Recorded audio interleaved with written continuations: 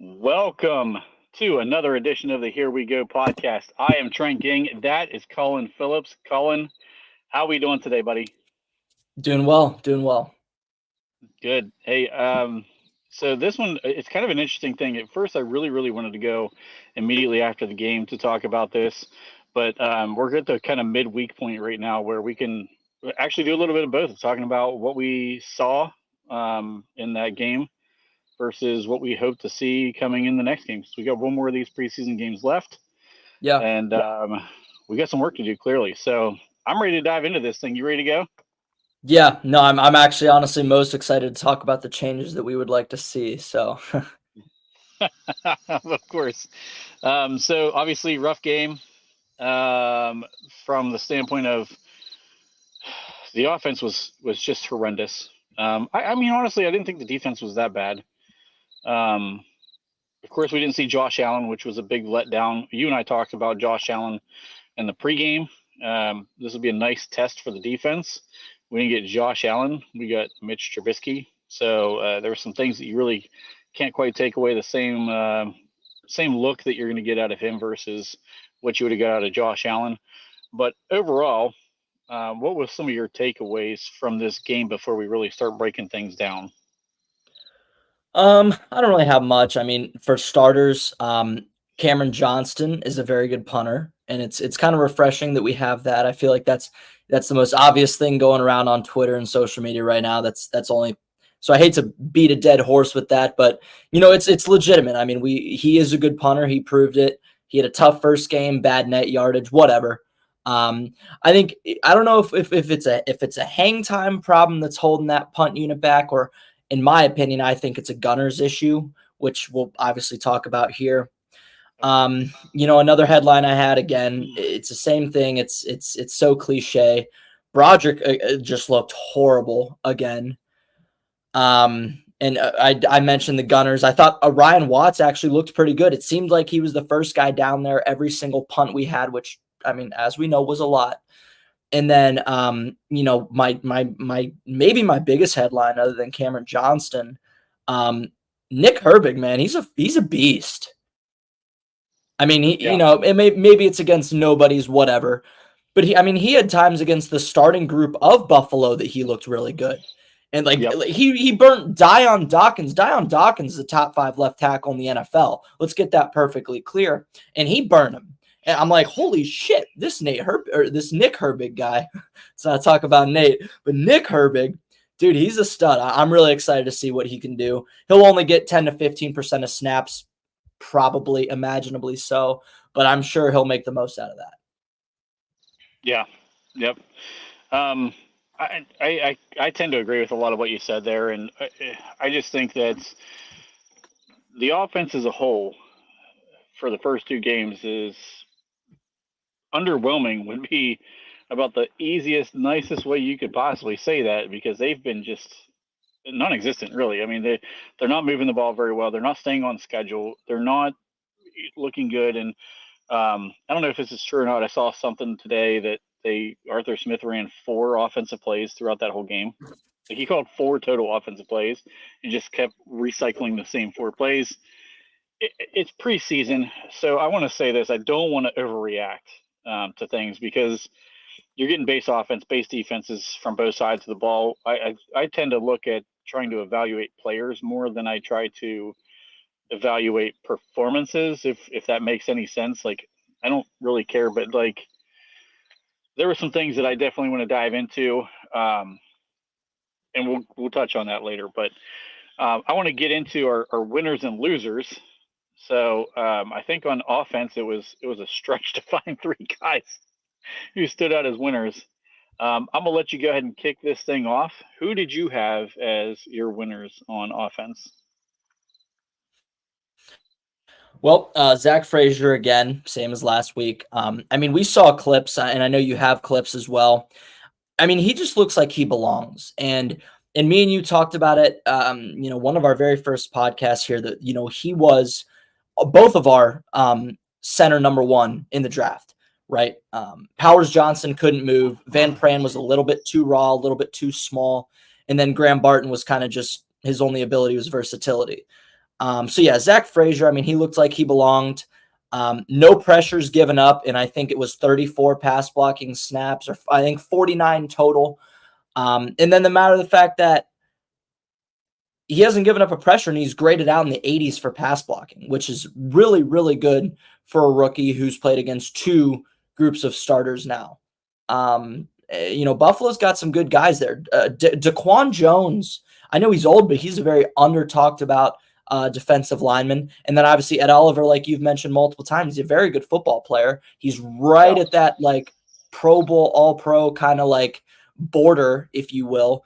And Zach Frazier just looked like he belonged blocking both of them, both in the run game and the pass game. I thought maybe a little bit more streaky on the run blocking game, but there was a lot of times when he was climbing this to the second level really, really well, which I liked on film.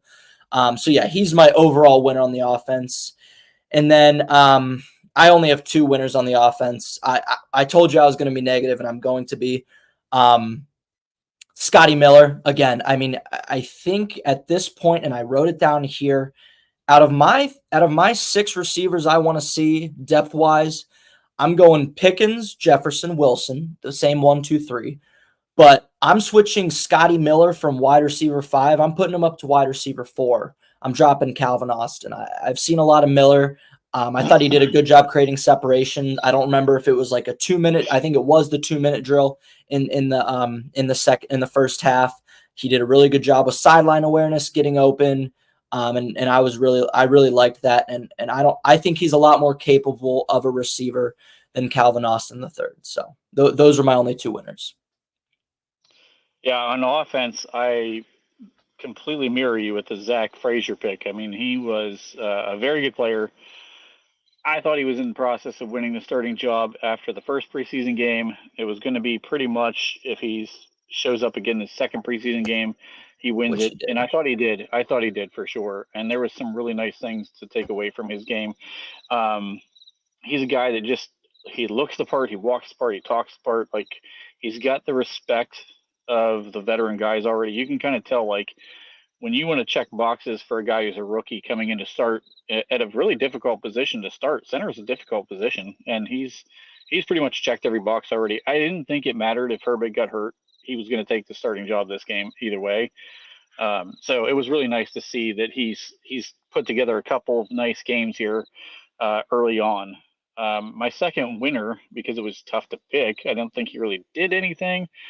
But George Pickens, that thing was in bounds. I don't care what anybody says. That I thought that toe was dragging on the way through. It was a phenomenal catch. He just so far in limited action, he looks the part, right? I mean, we want him to step up. We want him to show he can be a number one. Of course, it's another go ball, not something a little underneath, which I still want to see more of. But I mean, that dude makes the catches that people just can't make. The way he contorts his body, the way he's got situational awareness as far as where the sideline was. I thought that was fantastic. And then my third winner on offense is actually the punter, Cam Johnston, because number one, if you're a Steeler fan, we held our breath quite a lot the last couple of years when the punter got the ball. Johnston is just booming the shit out of it. I mean, it would have been a Steeler record as far as his average, not his net, but his average. And I still think that we do have some work to do with the Gunners, like you and I've talked about a number of times. Defensively, I went Nick Herbig. The first series of the game for me was just absolutely outstanding. I don't know if you caught the play where he dropped into coverage and then came up to make a play to stop the check down for a 3-yard gain. I did. The receiver he was actually face up with coming out, he stonewalled the dude. I mean, the guy was, I'm not sure because he didn't make it past Nick Herbig, but I think he was supposed to run some type of an in route, and Herbig just checked him, and he just was shut down, completely shut down. So he comes off of that, reads the check down, and then makes a fantastic play to limit it right where it was. So I thought that was such a really nice play on his part. Keanu Benton played a really nice game in this game. I thought the stunt that he ran with Nick Herbig was a fantastic play. Yeah, of course, I like that. Oh man, he ate both blockers up picture perfect, exactly how you'd want it done. And then later on in that game, they of course get the half sack on Larry O shooting through. which is why begrudgingly Lario had a decent game. I'm going to go He, ahead and give him his props. Okay, so yeah, uh, it was tough. I mean, I saw a couple times where he looked like he kind of got blown off the ball on some run plays, but he actually had some real nice splash plays in there too. So I'm going to go ahead and ride with Larry O on that one. I just think that um, I'm already getting it from Flip. Listen, we had possession of the ball. I'm giving it to him. There was no offensive players who deserved that winner circle. So Larry O was my third winner. Losers category. Who you got? Are we talking offense or offense? Offense. Go ahead. Okay. I want to preface by saying my winners on defense, I forgot to mention. Obviously, Nate Herbig. I had Keanu Benton. It's kind of a long list, so I'm just going to brief them. Keanu Benton, DeMarvin Leal again. And he's definitely going to be the backup behind Weather. Hopefully, it'll be the swing defensive end behind both Cam and Ogunjobi, because I didn't like what I saw from Lowry necessarily. Mm-hmm. So yeah, DeMarvin Leal again. And then I kind of have a trio of guys, Trice, Rush, and Thomas Graham Jr. Rush, he's okay, but we have no expectations for that guy. Trice, I will go over his stats in a few because we'll talk about that when we talk about our expectations for next week. And then Thomas Graham Jr., I thought he played a really excellent game. More of it wasn't necessarily his coverage, but I thought it was his ability to kind of come up and headhunt people. I really liked that. But my losers on offense, I'm going to start with Broderick Jones. Trent, I don't know if he's hurt or like what's going on with this guy. But take him out of the right tackle spot for the love of God. I can't see it because you're hindering his development. And I'm going to say it till I will say it till I can no longer breathe. Broderick Jones is a perfect example of coaching malpractice. Yep. Kevin Dotson was just fine when he was playing at his natural position in 2021 with the Steelers. All of a sudden in 2022, he looks like shit. Why is that? Because we just move him around. There's no reason to keep moving these guys around, especially a guy that you traded up for. I mean, for Yeah. Christ's sakes, Trent, we trade up 2 fucking picks for this guy, and we're going to keep him at the same position where he doesn't belong. I got nothing, man. And it's the preseason. If we decide in the regular season that Troy Fautanu can't fucking play, good. Please be my guest. But this is coaching malpractice, Trent. This is truly coaching malpractice, keeping a guy at a position where he is weak at clearly, and clearly something's bothering him with his elbow. He's not using it. He's only using one arm, and he looks lazy. It looks like shit. So that needs fixed. Broderick Jones is on my shit list, and so is Mike Tomlin, and so is Pat Meyer. And that brings me into my next point. This offensive line, Trent, is horrible. Russell Wilson had a 23% success rate. And if you're going to sit there and tell me that it's all on him and all on the fucking receivers, you're out of your mind. It is on the offensive line. They look absolutely terrible. Zach Frazier, wonderful job, my friend. You're already the best player on this offense. But everybody else sucked. Dan Moore, we've had 3 years, Trent, to see that he's terrible. He's the worst tackle in football. Broderick Jones keeps getting played on the wrong side, God forbid. And so help me God, James Daniels. That was a terrible performance by him too. I didn't like anything I saw from anybody there. And then, Fields and Wilson, I'm going to lump it into them. They both look terrible. Justin Fields, buddy, you're playing against Walmart cashiers, brother. Score a damn touchdown. I beg of you. I truly beg of you. And we can blame it on the run game. Dewan Edwards played fine for the record. We can blame it on the run game, the receivers, the offensive line. But it gets to a point, Trent, it's year 4. It's year 4, and you can't score a touchdown against fourth stringers. And Russell Wilson, dude, you hold on the ball way too long.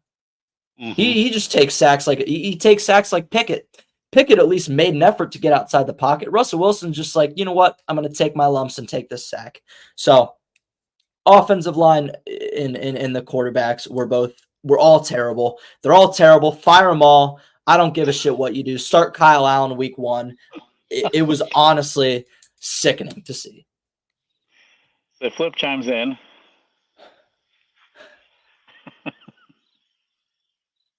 Followed up by the overs.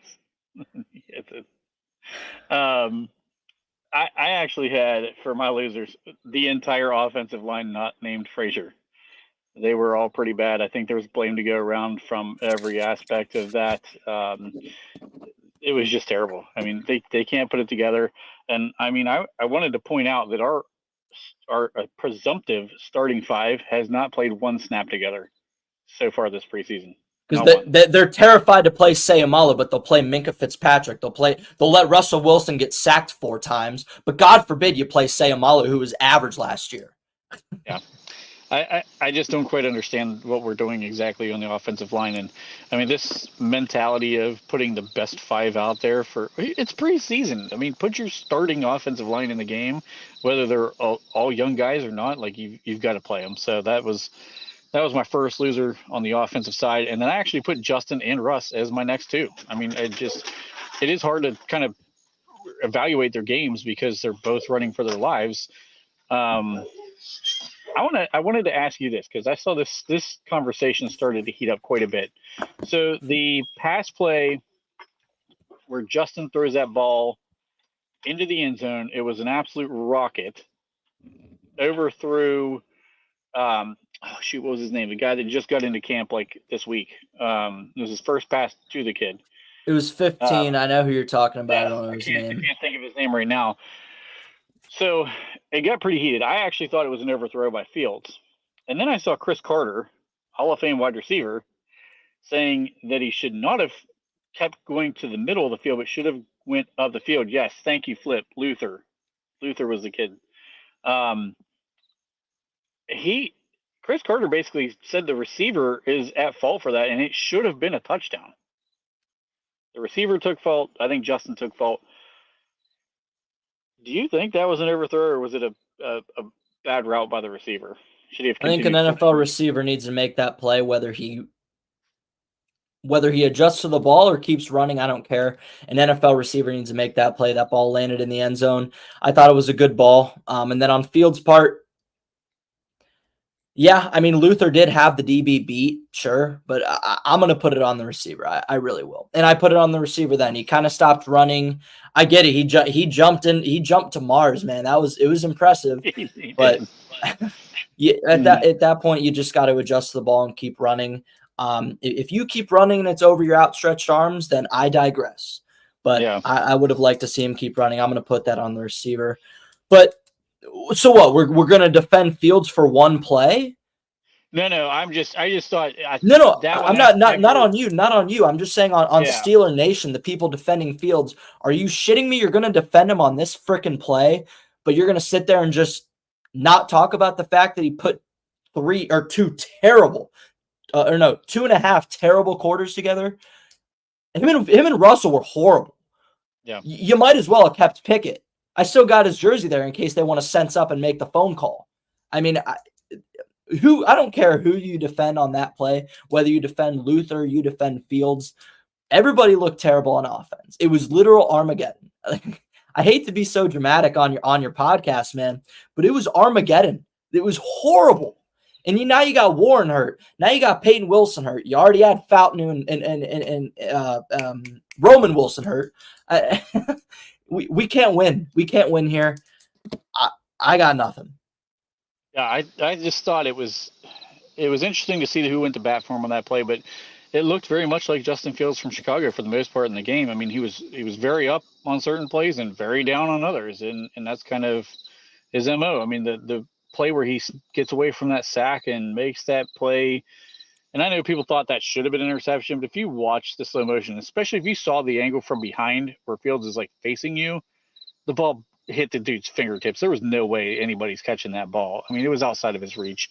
Phenomenal play, but it's excellent. The inconsistency again with him is just killer. So he and Russ both took losses for me on the offensive side of the ball and the entire offensive line. So defensively, what did you have defensively? For losses? For who were your losers on the defensive side of the ball? Well, I didn't really get into it too much with the defense. I kind of had like an entire list, a boatload list of offensive losers, but I kind of condensed it for you. I thought the defense was. I mean, we gave up 9 points.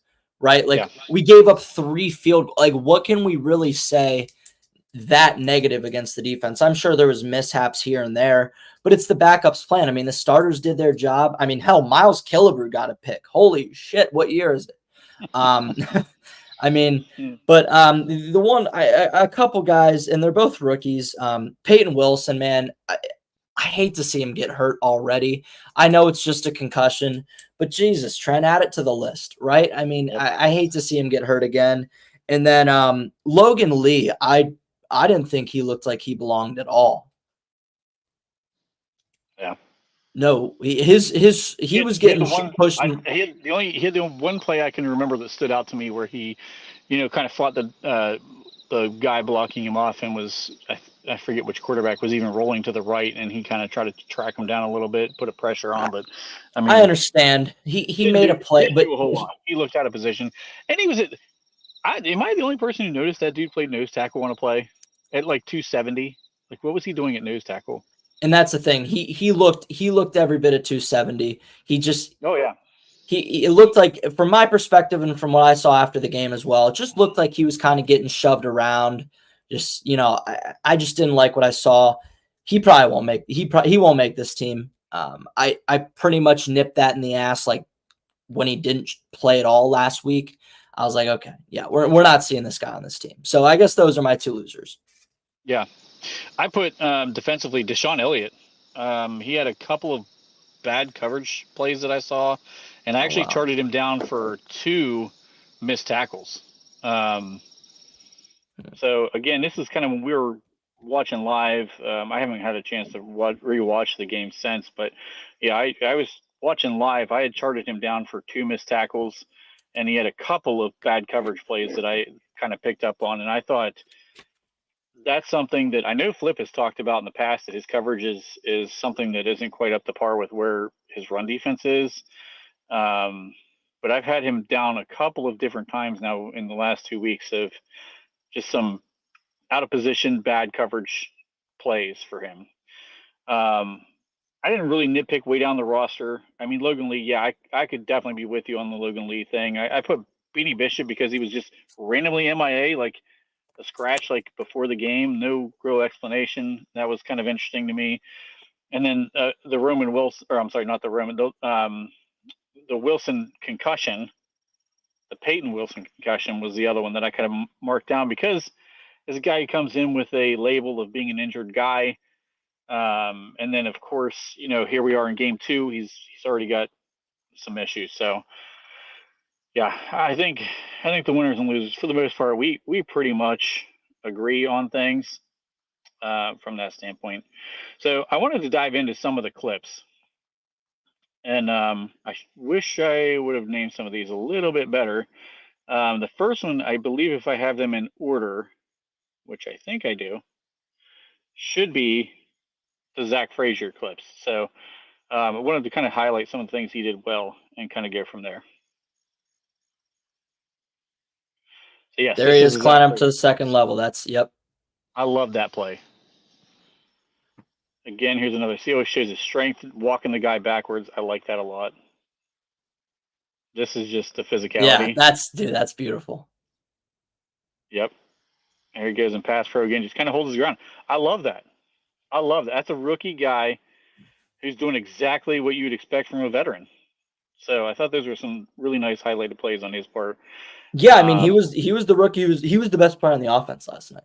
Some would argue he I was the thought best so player, too. or not last night, last week. Some would argue he was the best player on the team. I mean, and yes, I agree. Very nice work with the clips, Trent. But yeah, I mean, you're looking at a guy who a lot of people were kind of like doubting a little bit, which made no sense to me.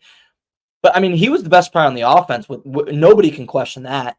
But he was Oh, probably the best player on the team last week, unless you want to count Nick Herbig, which I would respect that argument. I yeah. mean, we got our guy. That's the one positive, for me. Totally agree. Totally agree. I like that one. The next one, this one's one I think everybody can pick apart. But here's why I want to show some of this. This is going to be the Broderick Jones clip. This is going to be where Greg Rousseau runs right through him. Yeah. And I didn't think his footwork was that bad, but here's where I think as you talked about this earlier, and this is why I didn't like kind of tag in on you because I knew this clip was coming.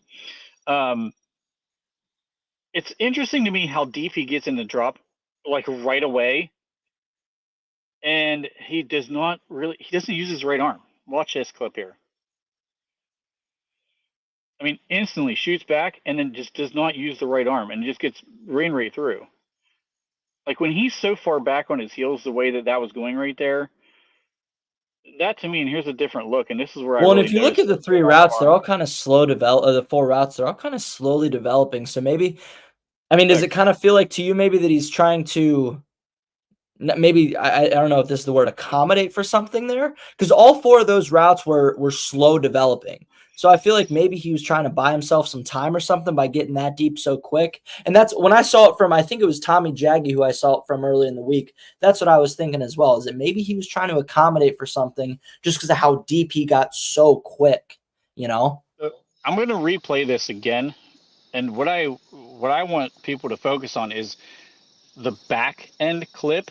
His right arm does not move. When they talk about he didn't have a punch, he didn't punch. He just absorbs the blow with that right arm. So we'll see this again. He shoots back, and I think it's because he's protecting that right arm. Now, of course, Wilson rolling out right there instead of stepping up doesn't help him any. But then I look at this back angle, watch his right arm. It does not move. So he's going to get himself in position. He shoots straight back, and look, he don't move it. He just absorbs the contact. Hmm. That was what was interesting to me. Well, People if are you like, he looked at doesn't have Dan a Moore punch. if you looked at Dan Moore on the other side though, when he punched with his inside hand as well. So maybe that's a Meyer technique.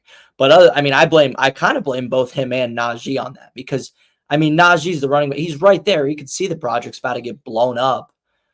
I, Yeah, I just thought it was interesting because his hand placement is high. It's too high. A lot of times the offensive lineman, I don't evaluate offensive linemen. I'm not great at this by any means. These are just things that I kind of picked up on. But most of the time they try to get inside the breastplates when they're sure. blocking. If you notice him, he's clear up by the shoulder pads, and he just kind of is like absorbing a hit rather than like most guys. They're trying to get out and get their arms on you because once they've got their arms on a smaller guy, that's where they can control you. I don't. I got nothing for that play. I think I was. It was just. Okay, that's what I thought as well. Yeah, that's what I thought as well. But I think it's a more out of the fact that I get that that's one play, but do we ever talk about the fact that this guy coming out was incredibly raw? Right. So can we just kind of conversate the fact that Pat Meyer has no idea how to teach technique? Agreed. I mean, I mean, Broderick Jones was not a very technical guy coming in, but he had a ton of intangibles, and he's a monster athletically. yeah. I think in that independent punching that Flip just mentioned, I'm not a huge fan of that. Feels like you're giving yourself up a little bit. Hence why our tackles have sucked for a long time. But I don't know. It's just it kind of goes back to me and my buddy were talking about this the other week. Kind of how lucky we are that we did draft Fautanu over Mims. Because as much as I wanted Mims, after watching Broderick's slow development, Mims was more raw, arguably, than Broderick Jones. Are we kind of glad that Oh we yeah. didn't get Amarius Mims because we couldn't trust him with Pat Meyer? I I was shouting it through the rooftops at the draft process. I wanted nothing to do with Amarius Mims, had nothing to do with him as a player or what his potential was, but he had a huge injury history on top of the fact that he was extraordinarily wrong or raw. I think he had what 8 games in college, and 6 of them I think it was were 8. against actual competition. Like, I mean, he had 2 really, those garbage schedule games that they throw in there at Georgia, just like every other team does. But I mean, he had 6 games against top tier programs, so it was a very limited size for anybody to really evaluate. So I didn't like him, despite the upside that he brought to the table. I was much happier with Fautanu than I would have been, I think, with Mims. So, but jury will be out on that. We'll see how that thing plays out. And then it was interesting because you highlighted Nick Herbig, as did I, and we talked about the two guys from Wisconsin. And the last clip I have in here was actually the two of them playing together, and I really, really like the stunts that they ran and some of the plays that they brought to the table. So this was There's Ben being an absolute beast. just being an absolute monster. And that swim move, man, that dude is starting to get that thing down pat, and I love it. Well, in 76, I believe that's McGovern. He's a pretty rock solid guard there. Yeah. So I'm sorry, I thought I had the Herbig highlight in here too. That was just the one from Keanu Benton. So anyway, I thought he had a really nice game. I thought Herbig had a really nice game too. You can't argue with what either one of those guys did. But what are we looking for now in position groups? What groups do you think are looking decent right now? What groups, I think, outside of some of the ones we've already talked about, any other groups maybe you had any concerns with moving forward? Well, I think the middle linebackers are kind of doing what we expected them to do. Patrick Queen has made a couple of nice plays in both games. Peyton Wilson was rock solid before he got hurt. I know he had his kinks in coverage, but in regards to actually coming downhill and being a run stuffer, he did a really good job. And then Landon Roberts, I'm a big fan of him now. Now. Yeah. And then a defensive line I was never going to be worried about in the first place. Keanu Benton's doing exactly what I had expected of him. And then obviously both of our edge rushers are monsters. And clearly our third edge rusher is now a monster. So that's always good to have. But I would say the most surprising group to me that I'm surprisingly gaining confidence in is that backup set of corners. And again, I regard it as Trice, Rush, and Thomas Graham Jr. I thought all three of them looked rock solid. Darius Rush graded out a 75.4, had a really nice PBU in the red zone or damn near on the goal line in that Buffalo game. And then Trice, like I've went through Trice's, I'll go through his stat line in 2 games. I mean, 47 snaps, literally 2 catches given up for 4 receiving yards, a huge run stuff for no gain, and then a TFL as well. So I think that's a name that we're not talking about enough, a name that will be our cornerback 3, backing up most likely Dante Jackson. And then, like I said, with Thomas Graham Jr. earlier, he really surprised me. I thought he really put on a show. And so that's definitely a group that I'm gaining a little bit more confidence in, being the depth of our DBs. And then let's see. That's that's really it. All on the defense. I got nothing good to say about the offense right now. So yeah, I mean, I think it's fair to be talking about the wide receiver room as everybody has been. There were times that no one could just get open. I mean, you can't get any separation. So this, everybody outside of George Pickens, it's fair to question right now. There's been times that Van Jefferson has looked nice, but I think, and the more that I think about it, and I don't know, I haven't charted this by any means, but I think a lot of his times he's getting open are in zone coverage. I think almost all of his catches have come in zone coverage, where he's just finding holes in the zone and finding a way to get open. So maybe that's something I should try to dig into a little bit more, because it seems to me like the plays he's making are against zone coverage, not the man-to-man stuff. So we talk about a wide receiver 2 trying to separate. I don't know that he's separating as much as maybe he's just finding zones when teams are playing zone coverage. And if teams figure that out, Cleveland plays a ton of man-to-man. If he can't beat man-to-man, we're screwed. Because well, and I'm thinking that's where. Well, I'm thinking that's what Roman Wilson, when he comes back, is gonna. And you mentioned Roman Wilson before we came live here. I think that's what he excels in. I mean, 85%, and I hate to beat a dead horse, man, but 85% man coverage success rate of getting, or separation rate of getting open. That is very impressive. I mean, we saw it. I remember vividly watching the Michigan Penn State game in 2022. He torched Joey Porter Jr., frankly. I mean, Roman Wilson, man, I'm so excited for him to come back. It's an absolute bitch that he got hurt like the second day of practice. And to your point, if we put him on IR, I mean, Trent, we're screwed. As much as I'm liking Scotty Miller right now, let's be perfectly clear. He's nothing more than a wide receiver 4 or 5.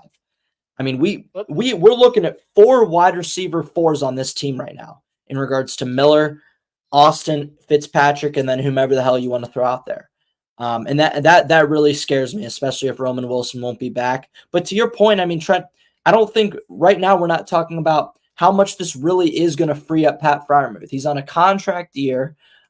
He's finally perfectly healthy, for knock on wood, right? But this is really going to help him out with the way he plays, and I'm really excited for Freiermuth.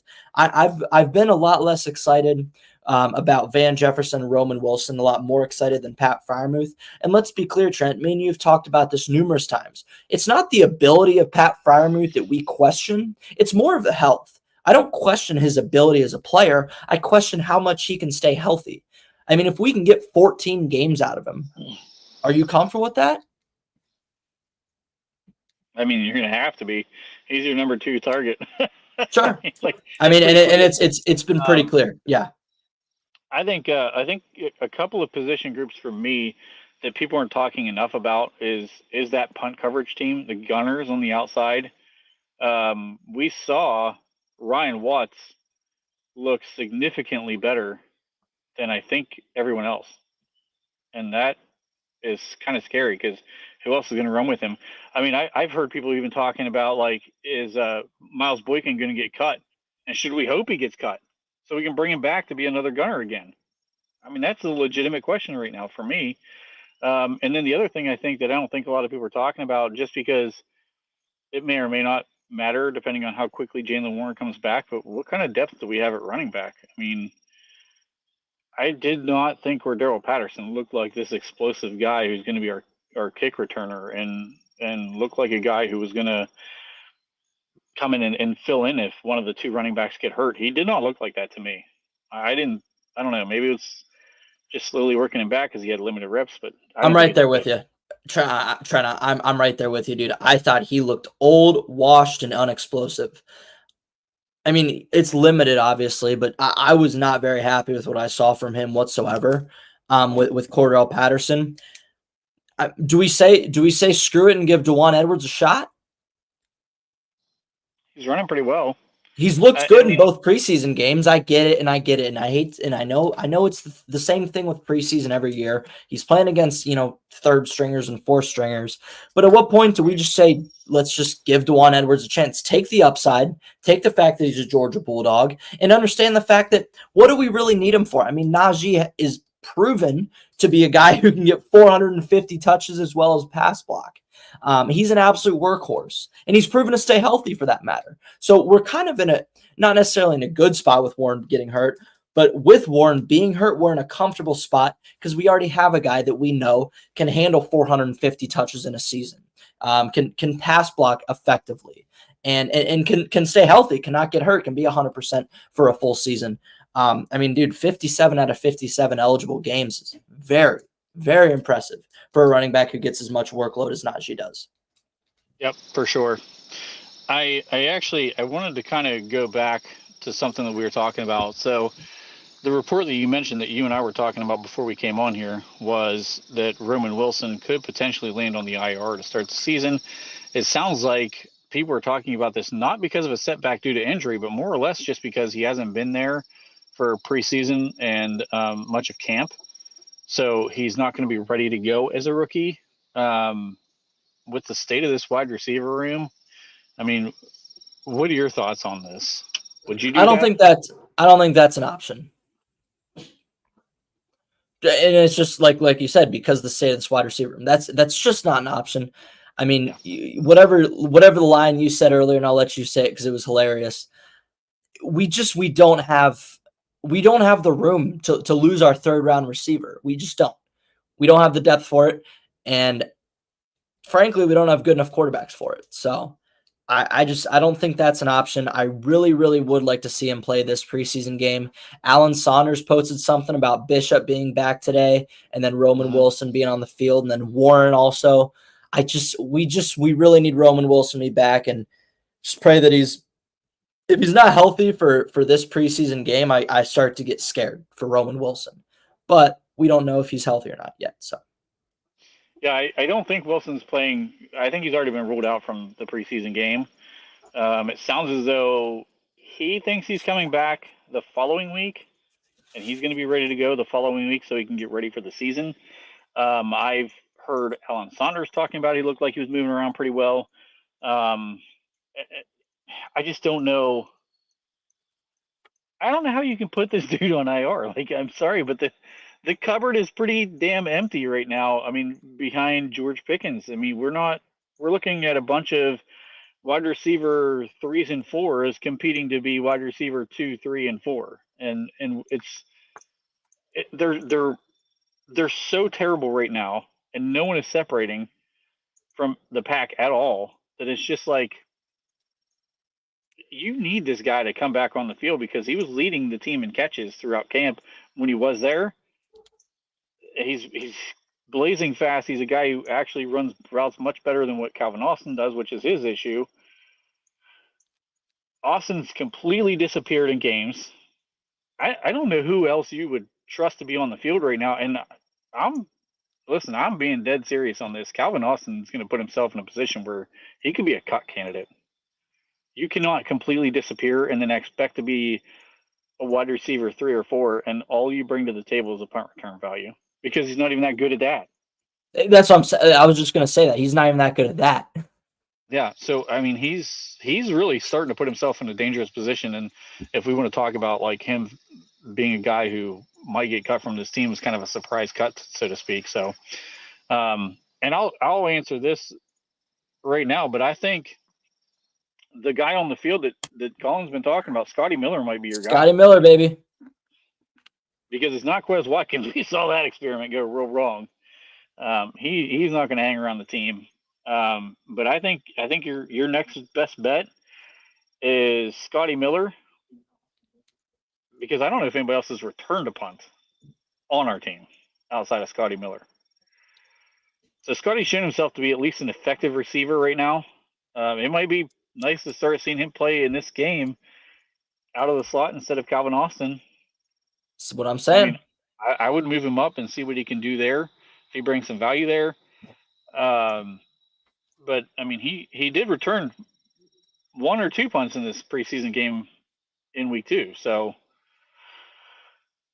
I just don't know. We don't have a great punt return situation, but even that aside, you can't be a wide receiver 3 and disappear completely. Yeah, Miller has 1 NFL return, but I mean, dude, he's good at it in college.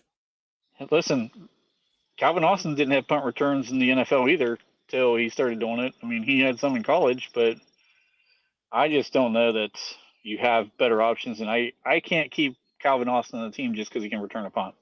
Correct. And he doesn't even do it well. So yeah, that's just not a reason to keep him around. I think Scotty Miller would be the better option in that case because he's more right now. He's shown to be a more effective receiver. And if this happens, I still think it'd be absolutely crazy. But if it does happen where we put Roman Wilson on IR, I hope to God Scotty Miller is the wide receiver 3 at that point. He would have to be. I mean, yeah, and Flip agrees. I mean, yeah, it's just a bad situation, and we've backed ourselves into this corner with the moves we've made, because you bring in all these receivers, none of which have any special teams value, which is exactly why the gunner position is complete garbage right now. We got a guy in Ryan Watts that we're not sure if he should be on the team outside of. He's the best damn gunner we have. Well, how do we keep Ryan Watts on the roster if not? Like honestly, and that's my one of my really good friends that I graduated with asked me this question. He's like, how do you think we keep him on the roster? We're not going to keep 5 safeties. That's not going to happen. No. I mean, do we keep him as a linebacker or as a corner? I mean, he hasn't played any corner snaps since day 1, since day 0 for that matter. Yep. This whole thing is getting interesting on how the 53-man plays out. And I think you and I should probably do a show on that as trying to predict our 53, because this thing's getting a little bit crazy to me. The injuries are mounting up. I'm a little concerned about some of the injuries that keep mounting up, especially. Got a blank pad right here. Let's do it next episode. Yes. So, I mean, moving forward, what are we looking for moving forward? So we got a game obviously this weekend. We've got to see what some of these position groups that we're just talking about play out, but what other things outside of kind of some of the special team stuff happens? What are you looking for? So I have three things here. Number one, cut the shit. Put Broderick at left tackle, please. I don't care if you have to put Dylan Cook at right tackle. It's a freaking preseason game. Like, I don't care what you do. Please just keep Broderick. I had Okay. to laugh at that one. Okay. Sorry, go ahead. Please keep Broderick on the left side. If you're looking to start him and you're the one who's doing all this damn coach speak and GM speak and the fucking quarterback's out here saying it, put him on the left side and keep him there. Please. If he's injured, just say it. That's fine. I'll accept it. Yeah, But if same he's here. not hurt, if he's scratched is healthy, why the hell are you keep him on the side that he sucks at and the side that he even came out and said he doesn't fucking play? um, so other than that, Trent, if they want this to be believable as a legitimate QB competition, why don't we start Fields with the ones on Saturday? It sounds like Russ has already announced the starter, but I'm curious to see. They both looked like. Sorry. I was just gonna say I'm curious to see if they work both guys in with the ones, because it They sounds to me like they're gonna play a half, the starters, good. at least one half. Good. Then rotate them series by series. Because I don't care what you do. They both looked like shit on Saturday. So if you have to give Fields the opportunity and put him with the ones, go for it. Do it. If you want this to be a legitimate opportunity, you need to put them in the same situations with the same personnel against the same defenses. That is how you make it the most realistic competition to see who the better football player is. And then I know you mentioned it prior, but that's my third point. I want to see Scotty Miller as the wide receiver 3. I do. If Roman Wilson can't play and he's already been ruled out, then what are we wasting our time with Calvin Austin? Let's try to see Scotty Miller. I hate to be the one guy that advocates for Scotty Miller, but I am. I'm going to. We've seen Calvin Austin. He's disappeared in 2 preseason games. He disappeared last year. He was non-existent. He was a terrible punt returner last year. He's been a terrible punt returner in the 2 preseason games. So why don't we put Scotty Miller as the wide receiver 3, put him at the punt returner, and see what the guy can do? That's it. Those are the 3 I have. Those are the Philsburg on X big 3. Those are the Philsburg on X big 3. Yeah, I like it honestly. I'm with you on the Scotty Miller thing. I think it's time to make some changes, and sometimes we're willing to shake things up for the dumbest reasons, but we're not willing to shake things up for the intelligent reasons. I mean, your wide receiver room's a train wreck. Go ahead and put Scotty Miller in there and see what he can do. If he brings something to the table that Calvin Austin isn't right now, and if this thing does shake out the way that people are talking about with Roman Wilson, which honestly I don't think it's going to happen. I think it's just some BS talk to try to say, oh, he's not ready, so we're just going to throw him on the IR so we can keep another body on it. If he's healthy, he's playing. I don't care what you say. He needs to Yeah, be there. it's a terrible mentality. Yeah, it's that's kind of to me that's a loser's mentality. You're not going to put a better player in there just because he has not taken snaps in camp and preseason. That's that whole like you haven't earned it thing. No one in this wide receiver room has earned shit. I'm sorry, but they're terrible. So put the best guy in there and let him play, earn it or not. Doesn't matter to me. I'm with Which you. is why I'm 100% on board with you with this offensive line thing. It's why we've been talking about this since day one. Quit with the you need to earn it stuff. Broderick Jones is your left tackle. Put him at left tackle. Troy Fautanu was the right tackle. He should have been starting day one. Both guys as your tackles of the future need to be on the field right away. Frazier, thank God he's in there now because I think he's going to help this offense out from that position. But now I don't know what we're going to do because Dylan Cook's in a walking boot, so you can even put him in as your swing. But here's what I said the other day. We are treating Broderick Jones like he was the guy who was the mid-round draft pick instead of the first rounder that we traded up for. And we're treating the guy who's going to be out the door, and I'm not wholeheartedly convinced is going to make it through the season before getting traded, and Dan Moore Jr. like he's a guy who just should be there and he deserves this and that. They've gone all about this offensive line thing completely wrong to me. So I want to see Broderick move to the left. I want to see the offensive line at least hold up so that we can really actually evaluate these two quarterbacks. Should it be a competition? Should it not? I still think we're going to be in the same place that we were when you and I first started this conversation. Russell Wilson's going into this thing as a starter. Justin Fields is going to have to make a huge push. I want to see both these guys play in this game so that we can at least get a real fair evaluation instead of 1.5. I got to get rid of the ball because there's a guy bearing down on me. Because we're not getting down to a 3-step drop, let alone a 5-step drop. So these concepts where routes are taking time, it's not there. You can't do anything about it if the quarterback. So not to say either one has played well, but I think it's been unfair to try to judge them based on what we've seen because it's just more of the same running for your life that Pittsburgh's been seeing the last 4 years from offensive line. So I want to see better play there, and I just, I don't know what else to say about it. The defense has been fine. I think overall, if you look at this team, so far we've seen nothing to indicate that this defense is going to have any issues this year. They're kind of as advertised to me. I've seen a lot more talk about Lario's healthier with that foot injury. I'll believe that when I see it. I mean, he showed some flashes, but you know what? He does that sometimes. He'll flash for 2 plays and then he'll get bulldozed in the run game for about 20. So we'll see what happens with that. We haven't seen TJ or Alex. Do we need to? No, not at all. But here's my last question that I have for you. That I had kind of planned, and I brought this into my thought process late. It's not on our sheet, but do you think if we start seeing more of Nick Herbig do well in the run game, Alex Highsmith becomes expendable? No. You still taking Alex over Herbig? I mean, yes, of course. I'm interested to see if these reps keep going up for him, and if we get him on the field for some run defense, because he is small, and I think that's where he's going to struggle is in the run defense. If he can't hold up to run defense, I'll put this thing to bed.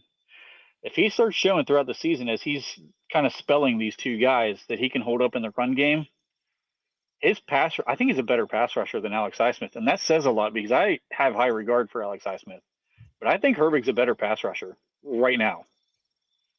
Okay, so say Nick Herbig's snap percentage and he keeps improving throughout the year, and it gets into offseason 2025. Do we take that chance with Herbig and trade Highsmith? And then my question being, what do we get for Highsmith? He's a top 10. Sorry, he's easily a top 10 edge rusher. I don't think that's a question anymore. So, I mean, I like your thinking, Trent. I just asked that question, but flips on your side with this thing clearly. I think you're going to have a trade piece. So I think I'm still thinking of this team as being a team in a rebuilding mode. I know we all want to win right now, but I think that if you have two really good guys at edge rusher opposite of TJ Watt, you don't need both. If Herbig has played his way into he should be a starter in this league, I think you either dangle him out there as a trade chip or you dangle Highsmith out there, and Highsmith carries the bigger contract. So that's kind of where I was going with it. It's just more of like do I think this is something that we should do? No.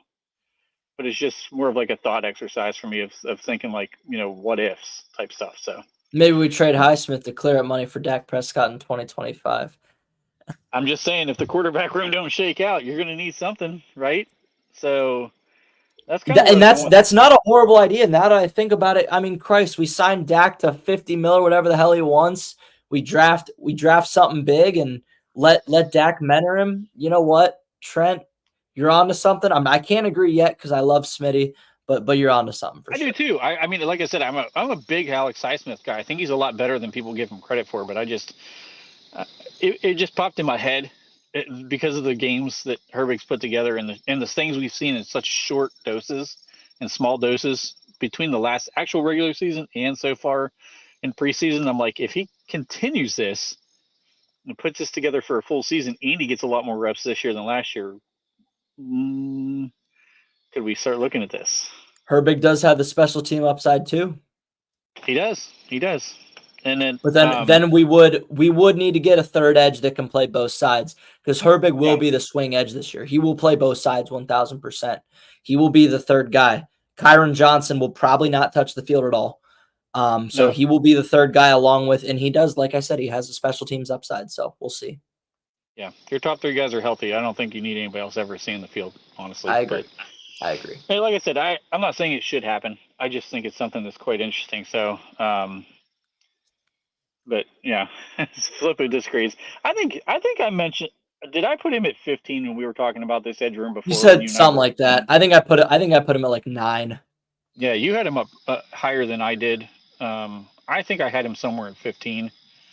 But yeah, so he's saying so. Kind of if Highsmith gets back to the year before last, Dak's on a contract year. That wouldn't be a trade, Flip. Yeah, it sounds like Flip would be. I don't know. It just depends on if Dallas gets anything done with Dak. I don't know if they're going to. I think they're going to let him play this thing out, see what happens. I agree. So, but I mean, we'll see how things play out. But I'd like to get together again to do another pregame show. I think that was something that was a lot of fun. Yes. Lions is going to be an interesting team to talk about. Another quality team. Haven't seen if they're going to play their starters yet. I don't believe they've announced. But that'd be something to kind of get together and talk about, because I think they're a very intriguing team, a team I think everybody expects to go real far. I think a Dan Campbell team will play their starters week 3 of the preseason. Yes. I agree. So, all right, man. Do you have anything for closing thoughts? No, I don't. Everything I wrote down, I said, and we got it done in an hour. So excellent. Yeah. We actually stayed on time for once. This is good for us. Yeah. So, all right, man. Well, hey, I appreciate you coming back on again.